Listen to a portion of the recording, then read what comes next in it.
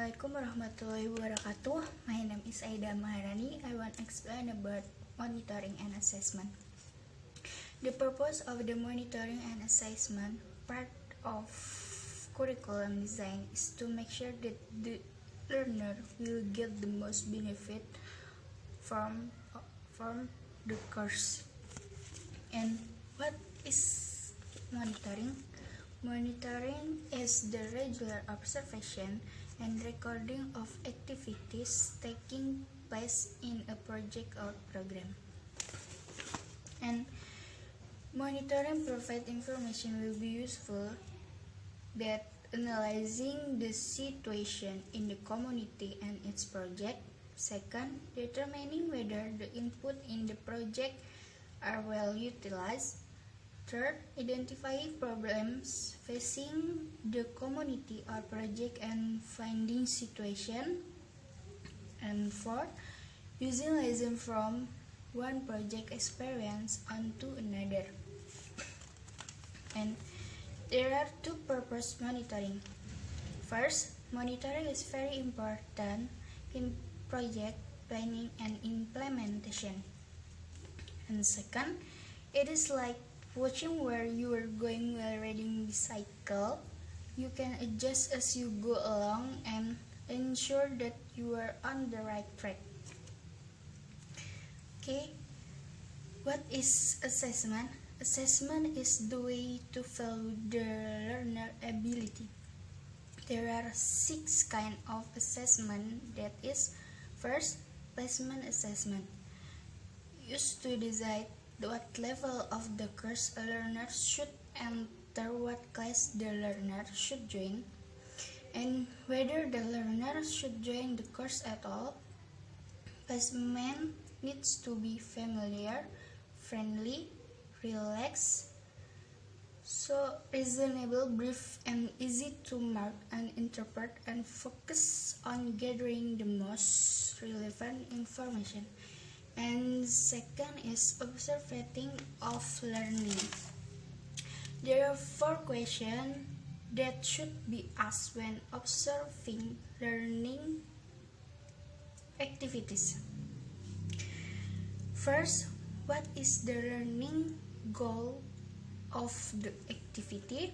Second, what are the learning conditions that would lead to the achievement of this goal? And third, what are the observable signs that these learning conditions are occurring? Fourth, what are the design feature activity that stop the learning condition or the need to be changed to set up the learning condition? And third, short-term assessment. It looks at the product of activities or a small set of activities. The purpose of this assessment is to see if the learners are making progress on daily or weekly basis. And fifth, diagnostic assessment, used to find the gaps and weaknesses in learners' knowledge so that something can be learned about them. And 6, achievement assessment, measure both of the achievement of learners during a course and achievement of the course. And last, proficiency assessment, test of language proficiency, draws item for the not from the course that the learners are studying, but from the language itself.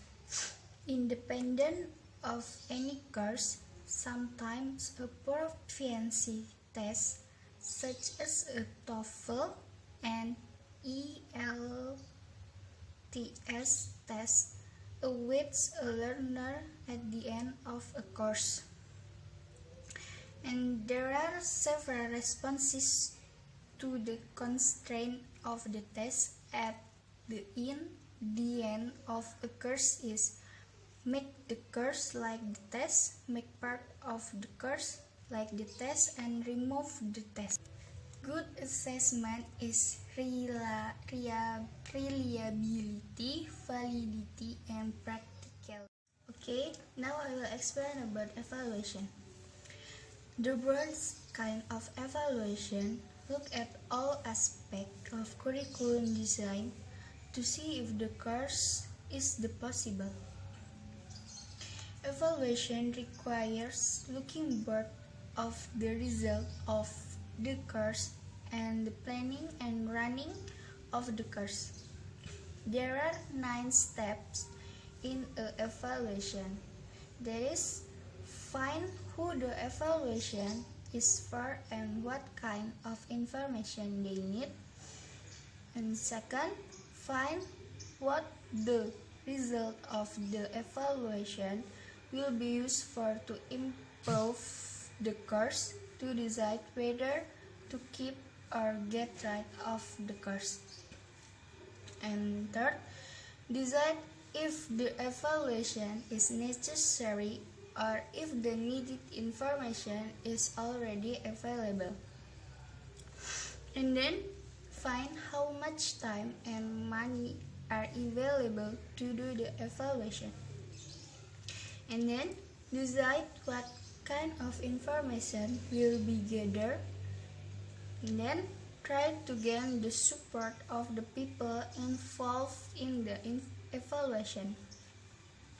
And then decide how to gather the information and who will be involved in the gathering of information.